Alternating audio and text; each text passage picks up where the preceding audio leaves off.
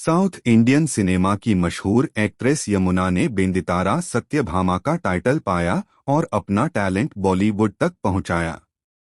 उनकी जिंदगी की कहानी स्ट्रगल, सक्सेस और सिनेमा के लिए पक्के डेडिकेशन की एक शानदार मिसाल है। दिन था 30 अगस्त 1936। कर्नाटक के हिस्टोरिकल शहर हम्पी में एक इज्जतदार ब्राह्मण परिवार में जनाबाई नाम की एक बेटी का जन्म हुआ। जी हाँ, उनके पिता श्री निप्पानी श्रीनिवास राव और मां कौशल्या देवी थीं। क्योंकि उनके पिता ब्राह्मण थे और मां ब्राह्मण कम्युनिटी से थीं, इसलिए उनकी शादी सिंगल थी। यह एक इंटरकास्ट लव मैरिज थी, जो उस समय एक हिम्मत वाला कदम था। इसी मिट्टी में पली भी लड़की बाद में यमुना के नाम से मशहूर हुई और साउथ इंडिया में मशहूर हुई। वह एक एक्ट्रेस बनी जिन्हें फिल्म सत्यभामा की हीरोइन के तौर पर जाना जाता है। यमुना ने अपनी स्कूल लाइफ आंध्र प्रदेश के गुंटूर जिले के दुग्गिराला में बिताई। पढ़ाई के साथ साथ उन्हें स्टेज प्ले में भी दिलचस्पी थी। सिर्फ 16 साल की उम्र में 1953 में उन्होंने तेलुगु फिल्म पुट्टिल्लु से डेब्यू किया। लेकिन 1955 में आई फिल्म फिल्मफेयर से उन्हें असली पहचान मिली।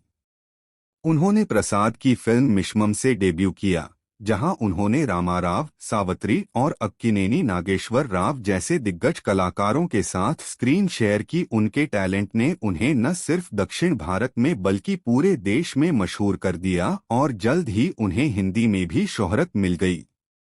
सिनेमा में कदम रखा।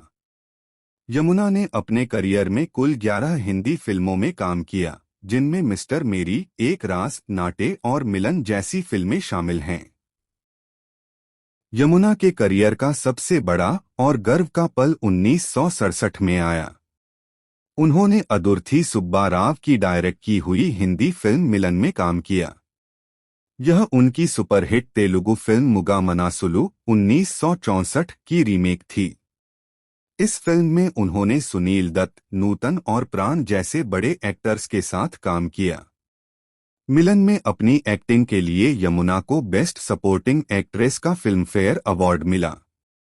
यह कामयाबी उनके एक्टिंग टैलेंट और वर्सेटिलिटी का सबूत थी। 4 दशक से ज्यादा के करियर में यमुना ने तेलुगु, तमिल, कन्नड़ और हिंदी में करीब 200 फिल्मों में काम किया। उन्होंने श्री कृष्णा थुलावरम, संपूर्ण रामायणम और गुंडम्मा कथा जैसी क्लासिक फिल्मों में यादगार छाप छोड़ी। सिनेमा से रिटायर होने के बाद यमुना पॉलिटिक्स में आ गईं।